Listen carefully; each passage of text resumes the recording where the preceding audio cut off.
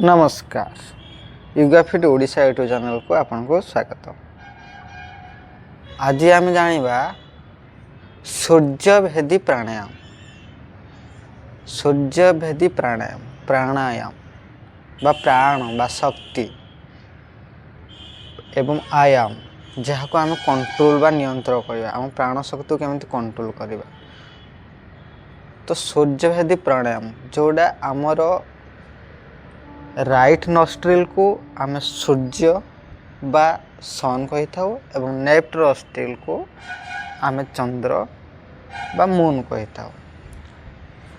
सूर्यभेदी प्राणायाम रे आम right nostril निश्वास को नहीं था एवं लेफ्ट नॉस्ट्रिल छाड़ी था। केवल राइट नॉस्ट्रिल आम निश्वास ही नेबा लेफ्ट नॉस्ट्रिल छाड़िया। यह करने द्वारा जेहेतु सन आपण को राइट नॉस्ट्रिल जेहेतु सन आपण को बॉडी रो उत्ताप को से वृद्धि करता है एवं यह आपण शीत समय रे व्यायाम करने पूर्वर एवं आपण को जिते बड़े एनर्जी फील हो नथिवो सेही समय रे यह को आपण अभ्यास करि परिबे। तेबे प्रथमे नॉर्मल निश्वास 2 ରୁ 3 थर नियंतु।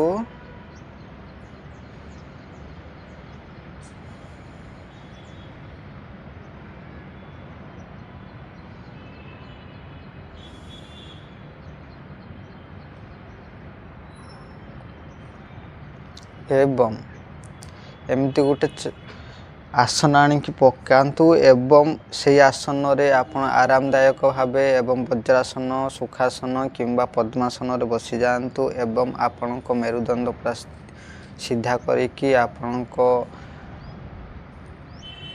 थाई भी ऑलमोस्ट सीधा रहइबो एवं आपण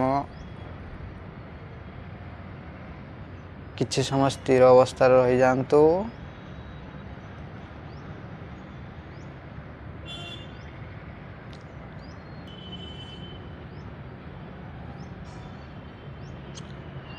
आपणको हाथ को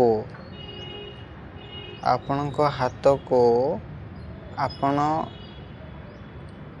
नासिका मुद्रा रे रखंतु एवं आपणको हाथ धीरे धीरे नाक पाख को नियंतु एवं आपणको रिंग फिंगर रे आपणको लेफ्ट नॉस्ट्रिल को क्लोज करंतु एवं धीरे धीरे 4 सेकंड राइट नॉस्ट्रिल निश्वास नियंतु एवं होल्ड कर दियंतु बा बंद कर दियंतु 2 सेकंड एवं धीरे धीरे लेफ्ट नॉस्ट्रिल रे निश्वास छाड़ंतु 5 सेकंड ରୁ 6 सेकंड।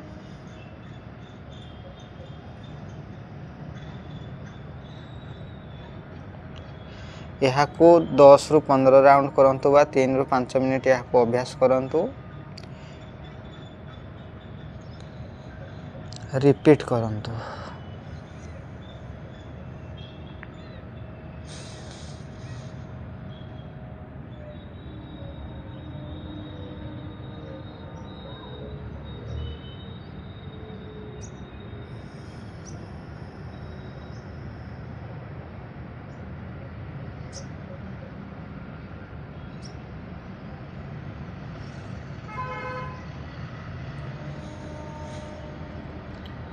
निश्वास केवल राइट नॉस्ट्रिल नियंतु श्वास को केवल राइट नॉस्ट्रिल नियंतु एवं लेफ्ट नॉस्ट्रिल श्वास को छाड़ंतु।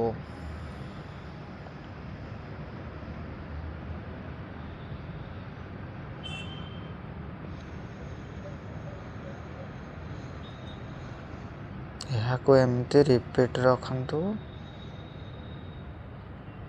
10 ରୁ 15 राउंड अभ्यास करंतु।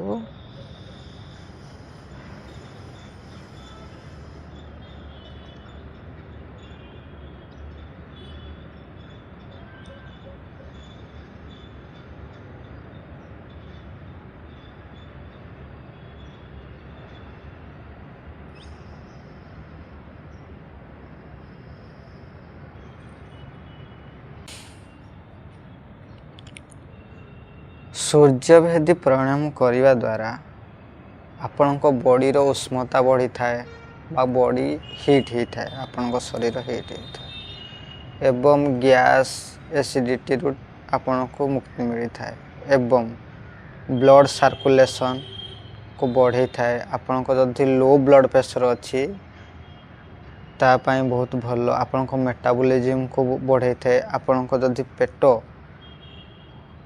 ପେଟ ସମସ୍ୟା କିଛି ଅଛି ତାକୁ ସେ ଦୂର କରିଥାଏ ଏବଂ ଆପଣଙ୍କ ଯଦି ବେଲି ଫ୍ୟାଟ୍ ଅଧିକ ଅଛି ତା ପ୍ରତି ବି ସେ ବହୁତ ହେଲ୍ପଫୁଲ୍ ହେଇଥାଏ ଏବଂ ଆପଣଙ୍କ ଶାରୀରିକ ମାନସିକ ଶକ୍ତିକୁ ସେ ଶକ୍ତି ଭଲ ରଖିଥାଏ ଏବଂ ଆପଣଙ୍କର ଡିପ୍ରେସନ୍କୁ ସେ କମ୍ କରିଥାଏ।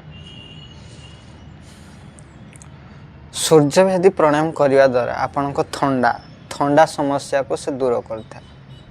ଯେମିତି କିଛି ଲୋକଙ୍କର କୋଲ୍ଡ ଏଲର୍ଜି, ଡଷ୍ଟ ଏଲର୍ଜି, ଏହାଦ୍ୱାରା ସବୁବେଳେ ଛିଙ୍କୁଥାନ୍ତି କିମ୍ବା ନାକ ସବୁବେଳେ ଜାମ୍ ହେଇକି ଥାଏ। ତ ସେହି ବ୍ୟକ୍ତିଙ୍କ ପାଇଁ ଆପଣ ନିହାତି ସୂର୍ଯ୍ୟଭେଦୀ ପ୍ରାଣାୟାମ କରନ୍ତୁ, ଯଦ୍ୱାରା ଆପଣଙ୍କ ସୂର୍ଯ୍ୟ ନାକ ଦ୍ୱାରା ବା ସୂର୍ଯ୍ୟ ନଷ୍ଟ୍ରିଲ୍ ଦ୍ୱାରା ଆପଣ ଯେଉଁ ନିଶ୍ୱାସ ନେବା ଦ୍ୱାରା ବା ଶ୍ୱାସ ନେବା ଦ୍ୱାରା ଆପଣଙ୍କ ଶରୀର ହିଟ୍ ଜେନେରେଟ୍ ହେଇଥାଏ। ହିଟ୍ ଜେନେରେଟ୍ ହେବା ଦ୍ୱାରା ଆପଣଙ୍କର ଥଣ୍ଡା ବା ଆପଣଙ୍କୁ ଯେଉଁ ଥଣ୍ଡା ହେଉଛି ସବୁଦିନ ତା ପ୍ରତି କିଛି ନା କିଛି କଣ୍ଟ୍ରୋଲ୍ ହେଇଥାଏ ବା ନିୟନ୍ତ୍ରଣ ନିହାତି ହେଇଥାଏ। ତ ଏହାକୁ ଅଭ୍ୟାସ କରନ୍ତୁ। ଆଉ ଶୀତ ସିଜିନ୍ ଏହା ଆପଣ କେଉଁ ସମୟରେ କରିବେ ନାହିଁ, ବହୁତ ଇମ୍ପୋର୍ଟାଣ୍ଟ ଜିନିଷ। ଖରା ସିଜିନ୍ରେ ଏହାକୁ ଅଭ୍ୟାସ କରନ୍ତୁ ନାହିଁ। ଯଦି ଆପଣଙ୍କର ଏସିଡ଼ିଟି ଅଛି ତେବେ ଖାଲି ପେଟରେ ଅଭ୍ୟାସ କରନ୍ତୁନି, ଖାଇସାରିବା ପରେ ଅଭ୍ୟାସ କରନ୍ତୁ। ଏବଂ ଆପଣଙ୍କର ଯଦି ଉର୍ଦ୍ଧ୍ୱ ରକ୍ତଚାପ ଅଛି ବା ହାଇ BP ଅଛି ତେବେ ଅଭ୍ୟାସ କରନ୍ତୁ ନାହିଁ। ଏବଂ ଯଦି ଆପଣଙ୍କର ହୃଦରୋଗ ସମସ୍ୟା କିଛି ଅଛି, ଯଦି ଯେଉଁ ସମୟରେ ଆପଣଙ୍କୁ ଜ୍ୱର ଆଣୁଛି, କିଛି ବି ବଡ଼ିର ଉଷ୍ମତା ଯଦି ଆପଣଙ୍କ ବଡ଼ିରେ ଫିଲ୍ ଲାଗୁଛି ତେବେ ଏହାକୁ ଅଭ୍ୟାସ କରନ୍ତୁ। ଯେମିତି ଖରା ସିଜିନ୍ରେ ଆପଣଙ୍କ ବଡ଼ି ଅଟୋମେଟିକାଲି ଉଷ୍ମତା ସେ ସମୟରେ କିମ୍ବା ଜ୍ୱର ଆଣୁଛି ସେ ସମୟରେ ଆପଣଙ୍କ ବଡ଼ି ଉଷ୍ମତା, ଯେହେତୁ ଆମେ ଏହା ସୂର୍ଯ୍ୟଭେଦୀ ପ୍ରାଣାୟାମ ଯେହେତୁ ସୂର୍ଯ୍ୟ ନାଡ଼ି ଦ୍ୱାରା ଆପଣଙ୍କର ନେଉଛନ୍ତି ବା ଆପଣଙ୍କର ନଷ୍ଟ୍ରିଲ୍ ଦ୍ୱାରା ଆପଣ ନିଶ୍ୱାସ ନେଉଛନ୍ତି ବା ଶ୍ୱାସ ନେଉଛନ୍ତି। ନିଶ୍ୱାସ ନେଲା ସମୟରେ ଆପଣଙ୍କର ବଡ଼ିର ସୂର୍ଯ୍ୟ ଅର୍ଥ ଆପଣ ଜାଣିଛନ୍ତି ସନ୍ର ପାୱାର କ'ଣ, ସେ ଆମକୁ ଶକ୍ତି ଯୋଗାଉଛି। ତ ଏଠି ଆପଣ ନିଶ୍ୱାସ ବା ସୁଶ୍ୱାସ ନେଉଛନ୍ତି ତାହା ଦ୍ୱାରା ଆପଣଙ୍କ ବଡ଼ି ହିଟ୍ ହେଇଥାଏ ବା ଗରମ ହେଇଥାଏ। ତ ଏହି ସମୟରେ ଆପଣ ଏହାକୁ ଆଭଏଡ଼୍ କରନ୍ତୁ।